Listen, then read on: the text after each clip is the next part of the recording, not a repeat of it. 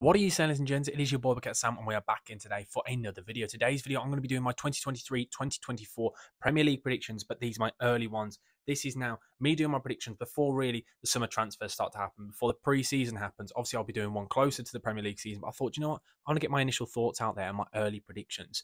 20th place, I think, will be Luton. I know a lot of people will say that's a really obvious thing to say, Sam, but personally, I just look at that squad. I don't think they've got the firepower.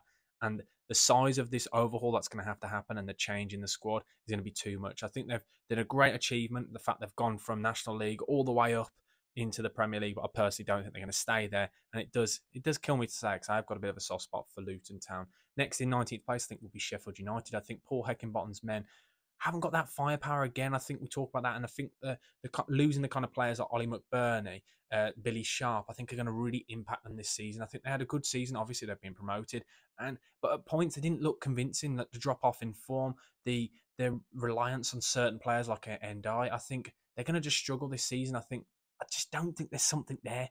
There seems to be something missing, personally. Next in 18th place, the third and final spot getting relegated, I believe, will be Wolverhampton Wanderers. I know this sounds controversial, but I look at it and I see the fact that they're losing potentially 7 first-teamers. You're looking at your Matinos, you're looking at your Neves, Raul Jimenez. I could keep going through this squad. Johnny, some of the figureheads of that squad, some of the players that they've relied on for so long, and I think that's going to really hurt them because sometimes when you look at these squads, they go through cycles.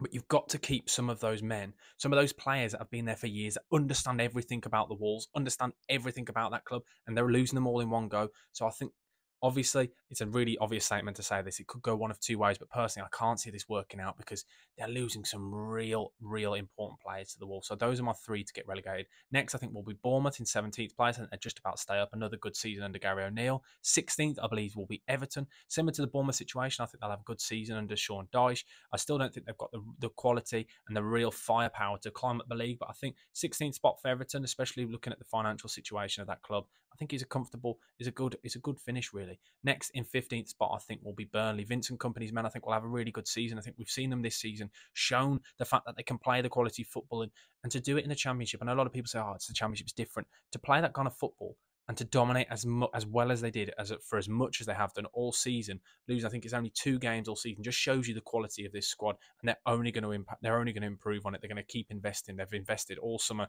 with the new owners. I honestly think they're going to have a really good season. I think 15th spot, Vincent Kompany's men will be playing some really good football. 14th spot, I think, will be Nottingham Forest. And I think Steve Cooper's men, I think towards the end of the season, I think we saw how they're going to actually play because it took them so long to work out their starting 11 because of the so many changes in that squad. But as we saw later on in that season, we saw them starting to play. Morgan Gibbs-White really come into fruition. Players like that, I think, are going to carry them this season. I think 14th spot will be a great finish for them.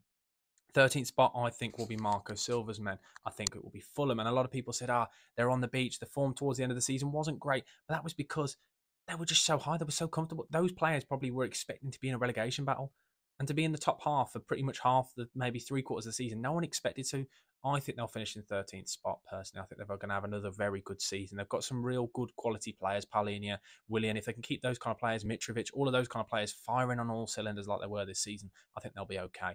12th spot, I think, will be West Ham. I think we saw towards the end of the season the real West Ham, and I know it wasn't working out. There's lots of toxicity going on at the club, people calling for David Moyes' head, and there was a lot of stuff like that. But I think this year, I think they're going to have a good season because we saw towards the end it started to really gel. We saw those kind of players really stepping up when they needed to, like Paqueta towards the end of the season started to look like the kind of player that they were expecting. I know there's all the drama with Declan Rice, but this is right now, and if Declan Rice stays at the club, this prediction is as if Declan Rice is still at the club because it's my early prediction. So I think they will finish 12th. Next, I think in 11th place will be Brentford. I think another good quality season. It's going to be interesting to see them without Tony, but towards the end of the season, we saw Mbeumo step up, and Mbeumo looked absolutely amazing.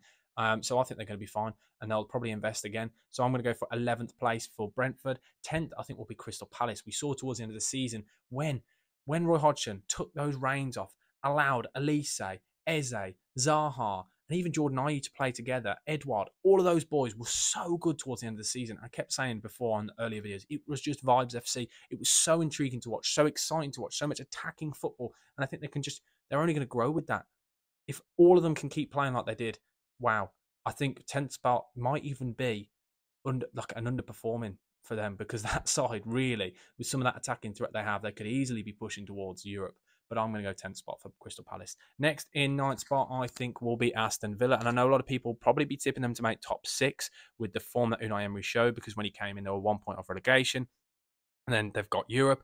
Absolutely great season. But personally, I just think with European football on the side, I think, yes, it's a good squad, but it's not too deep. That's the problem with this Villa side. I think there's a bare 11, but then there's still some not so good quality players on that bench. I think that's probably their problem. I think they need to invest. But at this current stage, I think 9th spot, I think they had a great season. I think they'll probably have another very, very good season. 8th spot now. This is the top 8. This is where it starts to get controversial. And if you haven't already, please do smash the like button and do subscribe. I think we'll be Tottenham Hotspur. Yes, I don't think Spurs will be getting any European football. Currently, as we speak, they have still got Ryan Mason in charge. And I look at that squad and I don't think it's good enough. And I think they're going to miss out. I think they're going to really struggle next season. 7th spot, I think, will be Brighton and Hove Albion. I think we've seen them this season play some absolutely beautiful football, and we saw them go toe-to-toe with Manchester City, and I think they will carry that form into next season. I can't see this side dropping off. It is great. They are so good to watch. They're one of my favourite teams to watch right now in the Premier League, because they just don't respect any side. They just gun for sides. It's absolutely brilliant to watch. So that's why I think they'll finish 7th spot and secure that Europa Conference League. Next to 6th place for a Europa League spot, I think will be Newcastle United. Yes, a lot of people will be saying, why not top 4 again? I think there'll be more strains on this side because they didn't play any European football last season, and again, it goes back to the similar point with the Villa. We talk about depth, strength, and depth, and I think the strength and depth that Newcastle currently isn't there. It may change before the start of the season, but at this current moment of recording, I don't think the strength and depth is there. But even still, I still think they'll get European football again, but this time in the Europa League. Now to the top 5. 5th, I think, will be Chelsea. Yes, and a lot of people will be going, what on earth's going on with you, Sam? What have you been drinking? No, don't you worry. I'm just drinking coffee. It's over there, and it's a lovely coffee. But I personally think they'll finish 5th. Pochettino coming in is going to be a big changes at this club. But we know what Pochettino can do with young sides. We've seen it in the past with Tottenham. We've seen it when he was at Paris Saint-Germain. He did get some of the youngsters coming through, started to play really well. So I personally think they're going to have a good season, especially with the fact that they've got no European football. There's not really any pressure on this side to perform. So I think they're going to make Europa League football next year. I think they're going to finish 5th and have a good solid season. Yes, a lot of you might be saying it's ridiculous, but it's my personal thought. Next to the top 4 for the Champions League spots. 4th place, I think, will be Liverpool. I think we saw towards the end of the season, this team started playing for Klopp. And I know a lot of people say, they missed out on the Champions League. But the fact that they even got back into that question just shows you that it is still there. And we look at towards the end of the season when you've got Trent playing in the midfield in an inverted fullback situation. They can play that all next season. Just wow. So yeah, I think they'll be finishing 4th spot. 3rd, I think, will be Manchester United.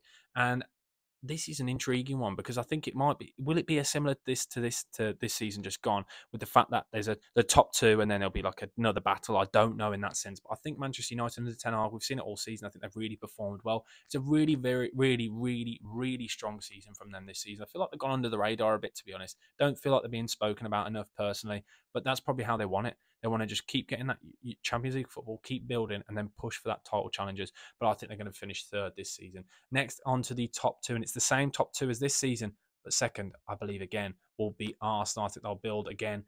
And we've seen it towards the end of the season. I know they kind of drop off, but we saw it from the previous year when they bottled, I'll put it in quotations, they bottled top 4, they came back fighting. And this time, because they bottled, in quotations, the title race, I think they're going to build on that. And I think they're going to go toe-to-toe again with Man City, but I think they're going to even push them even harder for a title race. But yes, that does mean, though, that Manchester City will win the league in my prediction. I'm not even going to give it much thought, much time to discuss it, because you know exactly why. They're an absolute joke. But thank you for watching. Those are my 20 predictions, my early Premier League predictions for the 2023-2024 season. If you haven't already, please do smash the like button and do subscribe and let me know your thoughts.